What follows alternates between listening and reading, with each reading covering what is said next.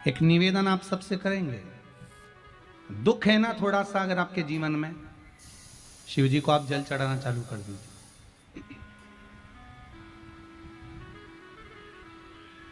शंकर भगवान को आप जल चढ़ाना प्रारंभ कर दो। अगर दुख है ना जीवन में, शिव जी को जल चढ़ाना प्रारंभ कर दो। और एक निवेदन और करेंगे, अगर दुख समाप्त ही नहीं हो रहा है, कोई बीमारी एक पूरी होती है दूसरी लग जाती है, दूसरी बीमारी पूरी होती है तीसरी लग जाती है, तीसरी बीमारी पूरी होती है चौथी लग जाती है, कुछ प्रॉब्लम चली रही है, तो एक जल के पात्र में जल लीजिए, कलश लोटा पानी का भर लीजिए और उस पात्र में चावल के 2 दाने डाल लीजिए, अक्षत के 2 दाने डालिए। घर में से लेकर जाओ, थोड़ा सा जल बेलपत्री के वृक्ष के नीचे डाल दीजिए, थोड़ा सा जल पीपल के वृक्ष के नीचे डाल दीजिए और थोड़ा सा जल या तो आंवले का पेड़ मिल जाए या शमी का वृक्ष मिल जाए, शमी का वृक्ष मिले या आंवले का वृक्ष मिले, उसके नीचे डाल दीजिए। 3 जगह पर अगर कोई बीमारी ऐसी हो गई कि वो समाप्त नहीं हो रही, बड़ी बड़ी तकलीफ, मतलब एक बार दवाई अगर चालू हो गई तो दवाई बंद ही नहीं हो रही है, तो उसके लिए आपको 3 जगह पर जल चढ़ाना प्रारंभ कर दो। मात्र 1 हफ्ते से ज्यादा चढ़ाना भी नहीं पड़ेगा।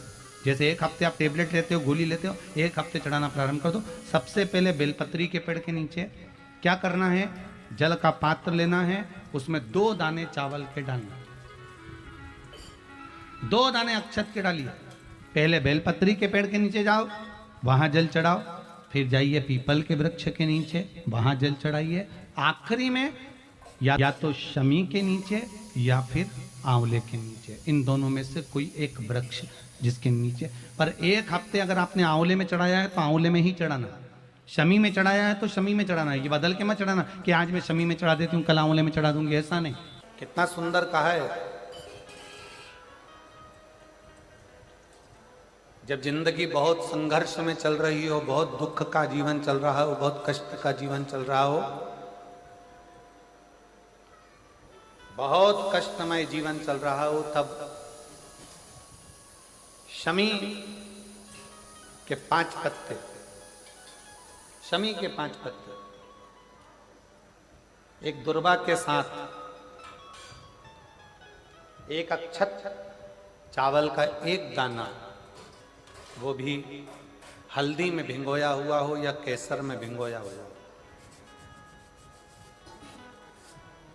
शमी पत्र 5, 1 दुर्वा, 1 चावल का दाना, जो दिल से हृदय से बेलपत्री के वृक्ष के नीचे पार्थिव लिंग का निर्माण कर कर, मट्टी का शिवलिंग बनाकर, प्रदोष काल में मतलब शाम के समय पर शिवलिंग बनाकर उस पे जल चढ़ाकर, जो ये 5 शमी का पत्र, 1 दुर्वा और 1 चावल का दाना, अपनी कामना कर कर, जो दुख चल रहा है बाबा से विनय कर कर 1-1 पत्ता जब समर्पित कर दे, फिर 1 दुर्वा समर्पित कर दे, फिर 1 चावल का दाना समर्पित कर दे और बाबा का वहीं पर पुनः विसर्जन कर दे, 3 महीना तो जाने दो, 15 दिन के अंदर वो दुख कटता जरूर है, चाहे कोई भी दुख,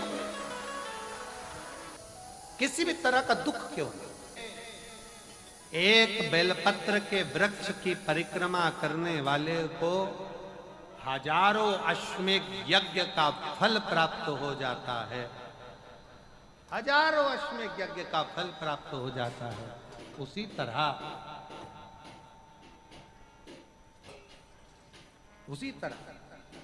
एक पार्थिव लिंग का निर्माण करने वाले को, मिट्टी का शिवलिंग का निर्माण कर कर पूजन करने वालों को 12 ज्योतिर्लिंग के शिवलिंग के दर्शन का पुण्य फल प्राप्त।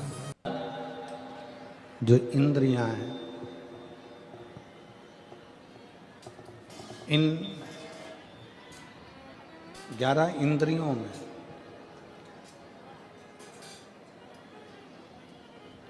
केवल एक भगवान शिव की अविरल भक्ति धारण करने के लिए ये इंद्रियां आप और हमको मिली, चाहे वो ज्ञान इंद्री हो, चाहे वो कर्म इंद्री हो, चाहे वो मन। कोई कह रहा था कि गुरुजी, शंकर जी के मंदिर में जाने से, भगवान शंकर के मंदिर में पहुंचने से, जाने से क्या हमारा दुख कट जाता है? किसी ने पूछा कि शिव मंदिर में जाने से क्या हमारा दुख कट जाता है? शिव महापुराण में षडानंद कार्तिकेय और भगवान श्री गणेश जी का एक संवाद है। श्री गणेश जी महाराज कार्तिकेय बाबा से एक प्रश्न कर दिए। कार्तिकेय बाबा गणेश जी के प्रश्न को सुनकर, गणेश जी के संवाद को सुनकर तुरंत उत्तर देते हैं। भगवान कार्तिकेय जी के सम्मुख में गणेश जी महाराज का एक सुंदर सा संवाद है, बड़ा सुंदर संवाद, कि मान लो हमने सुना है कि गणेश जी कह रहे हैं कार्तिकेय जी से कि कोई शिवालय में जाए तब उसका दुख कटता है, कोई शिव जी के मंदिर पहुँचे तब उसका दुख कटता है, कोई शंकर भगवान की चौखट पर जाए, भगवान शंकर के द्वार पर जाए तब दुख कटता है। षडानंद कार्तिकेय जी कहते हैं गणेश जी से कि आप मंदिर तक पहुँचे ना पहुँचे, पर यदि आपके मन में शंकर के मंदिर जाने का केवल भाव प्रकट हो जाता है तो समझ लो कि आपका दुख कटना प्रारंभ हो जाता है। आप मंदिर में पहुंचे ना पहुंचे, आप मंदिर तक गए ना गए, आप शिव मंदिर तक पहुंचे कि ना पहुंचे वो मूल है, पर आपके मन में जब, जिस समय पर आपके मन में भाव प्रकट हो जाता है, जिस समय पर आपके मन में ये उत्पन्न हो जाता है कि मुझे शंकर के मंदिर में जाकर एक लोटा जल चढ़ाना, मुझे शिव जी की चौखट तक जाना, जैसे हमारे मन में जब भाव उत्पन्न होता है, हमारे मन में कोई भगवान की अविरल भक्ति का, दर्शन का, पूजन का, जल का, कथा का जब भाव उत्पन्न होता है तो उसको पूर्ण करने वाले आप नहीं होते, उसको पूर्ण करने वाला तो देवाधिदेव महादेव स्वयं होता है। आपकी कामना क्या है?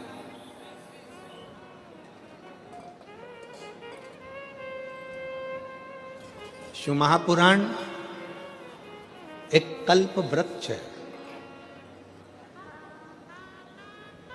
कल्प वृक्ष का मतलब क्या होता है? जिसके नीचे बैठकर जो कामना करी जाए वो पूर्ण होती है। यहां कोई दूसरा नहीं है। शिव महापुराण पंडाल, शिव महापुराण जिस भूमि पर होता है 7 दिन वो भूमि तुम पंडाल में जगह नहीं मिले, हमने पहले भी कथाओं में कहा, अपने साथ में लेकर चला करो एक छाता, 2 पानी की बोतल, एक बिछाने का और एक ओढ़ने का। 2 पानी की बोतल किसके लिए? एक अपने लिए, एक अपनी अड़ोसन पड़ोसन पीछे वाली धड़ोसन के लिए। उसके अपन किसी को कुछ नहीं दे सकते, अपनी पड़ोसन को थोड़ा सा पानी तो पिला सकते हैं। पंडाल में किसी का मुख झूठा करा देना, समझ लेना कि भोलेनाथ ने तुम्हारा भंडार खोलना प्रारंभ कर दिया। किसी का मुख झूठा करा देना, एक जरा सी टॉफी खिला दी, कोई ने बिस्कुट खिला दिया, कोई ने कोई सामान घर से बना कर लिया है, कई लोग पूड़ी लाते हैं, कोई चाय पिलाता है, कोई कॉफ़ी पिलाता है, कोई दूध पिलाता है, कोई सामग्री लाता है, रात दिन लोग सेवा करते हैं। ये शिव महापुराण का पंडाल नहीं, ये कुबेरेश्वर बाबा का कल्प वृक्ष है, जिस वृक्ष के नीचे बैठकर जो मांगा जाता है वो प्राप्त हो जाए, वो प्राप्त हो। आप सब बैठकर जो भगवान शंकर की अविरल भक्ति करते हो, भजन करते हो, स्मरण करते हो, कीर्तन करते हो, ये उसका रास्ता। किस रूप में शिव यहाँ आते हैं, किस रूप में भोलेनाथ यहाँ बैठकर कथा का रस तत्व ग्रहण करते हैं, किस रूप में भगवान शंकर कथा का वाचन करते हैं, किस रूप में भगवान शंकर कथा करवाते हैं, ये वही जान सकते। शिव कथा कर रही है। कनक कुंडला, रत्नभद्र, यक्ष दोनों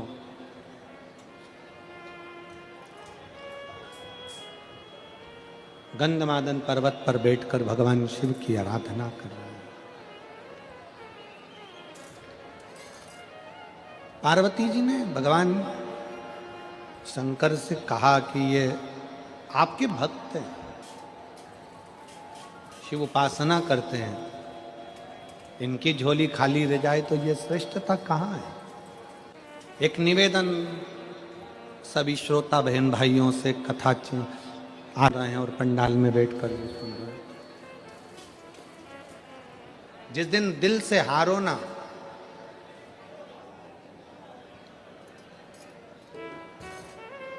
थोड़ी तकलीफों में अगर घिर जाओ, तकलीफें आ जाए, कष्ट आ जाए, तकलीफें जिस दिन तुम्हारे भीतर बहुत ज्यादा मात्रा में आ जाए, उस दिन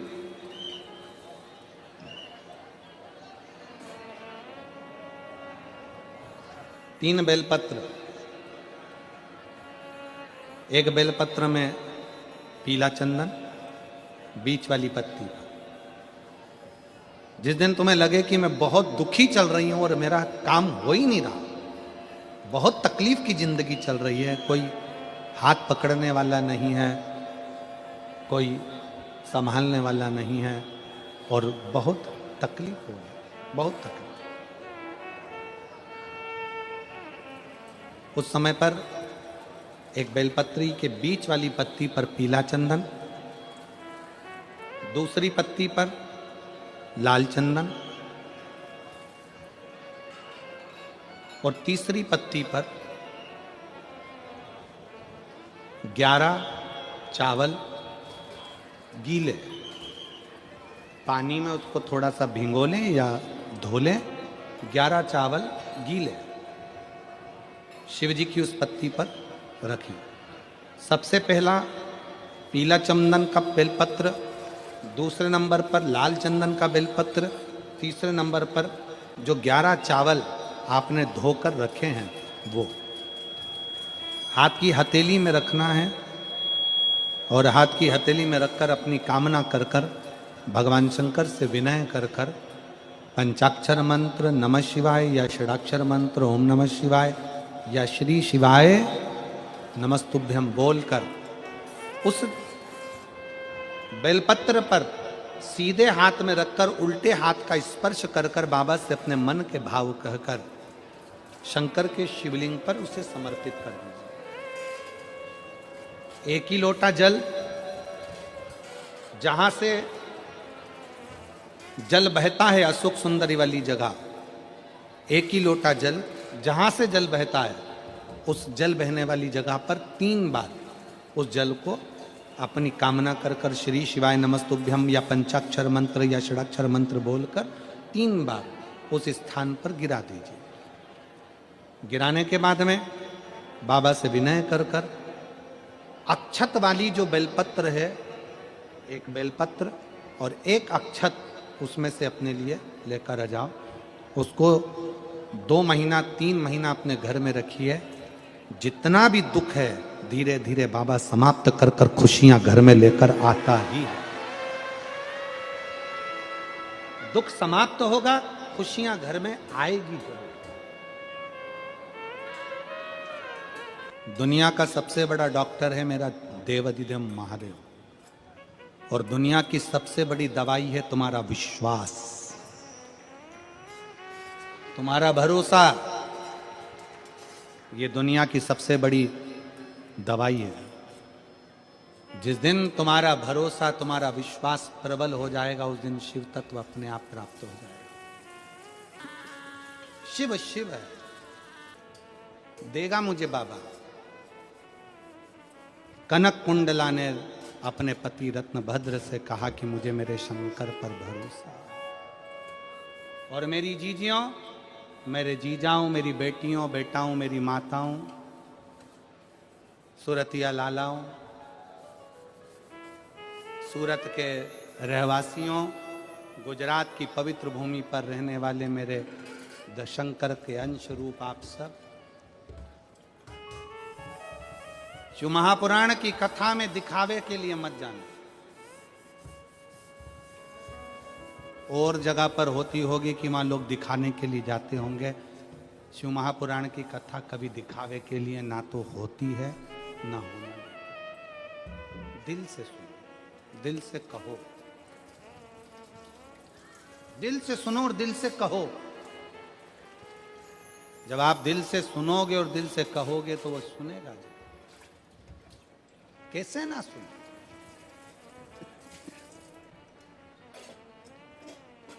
शिव कथा कह रही है, कनक कुंडला रत्न भद्र तप में लग गए शंकर भगवान से पार्वती जी ने कहा इसको कुछ देव। शिव जी ने कृपा करी और उसके घर में एक पुत्र दिया जिसका नाम हरिकेश हुआ। उस पुत्र का नाम था हरिकेश। हरिकेश बाल्यवस्था से भगवान शंकर की भक्ति में लग गया, भगवान शंकर की आराधना में लग गया। मिट्टी इकट्ठी करना, लिंग बनाना, पूजन करना, आराधना करना, ये हमारे घर के बच्चों के संस्कार।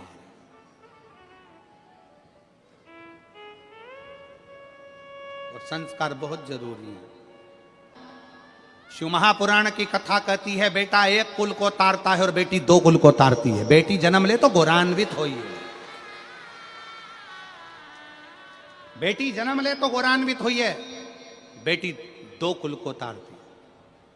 शंकर जी के किसी धाम में 12 ज्योतिर्लिंग में, शंकर जी के किसी ज्योतिर्लिंग में, भगवान शंकर के धाम में अगर कभी एक रात्रि रुकने का भी मन हो जाए और आपका कहीं पुण्य प्रबल हो जाए कि मैं शंकर के चौखट पर जाकर एक रात्रि विश्राम करूं।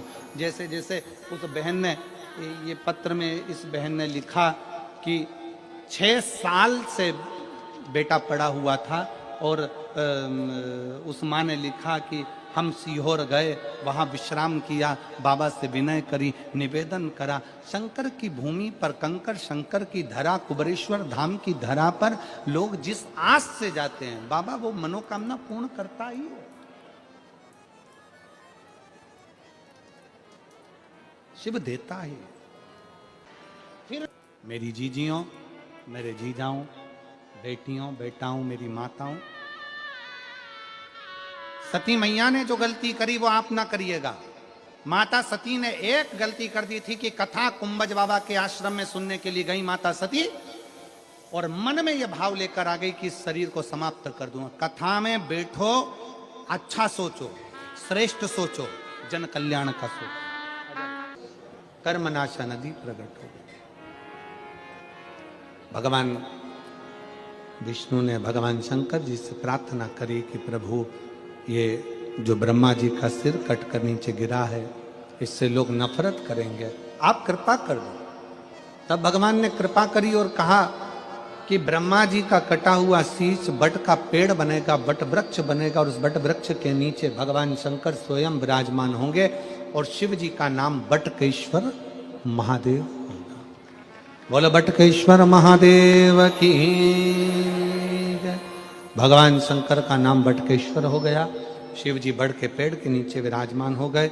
शिव महापुराण की कथा कहती है कि जीवन में बटकेश्वर महादेव का स्मरण, कभी मान लो कोई पैसा लेकर चले गया, कोई तुम्हारा धन लेकर चले गया, कहीं से पैसा नहीं आ रहा है, गया हुआ धन रुक गया है, तो भगवान शंकर को एक लोटा जल बटकेश्वर महादेव के नाम से समर्पित करें। भगवान शिव जी को एक लोटा जल बटकेश्वर महादेव के नाम से समर्पित करें और उनसे प्रार्थना करें, निवेदन करें, शिव स्वीकारेगा जरूर।